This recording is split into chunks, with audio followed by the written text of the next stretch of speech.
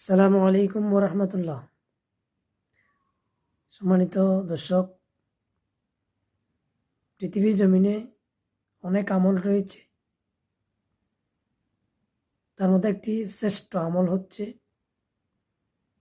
আল্লাহর হাবিব সুলতানে কৌনাইন সাল্লাল্লাহু তাআলা আলাইহি ওয়াসাল্লামের উপর দুরূদ শরীফ পেশ করা। আমাদের অনেক মানুষের জীবন অতিক্রম হয়ে যাচ্ছে, সে দিনে একবারও দুরূদ শরীফ পড়ছে না।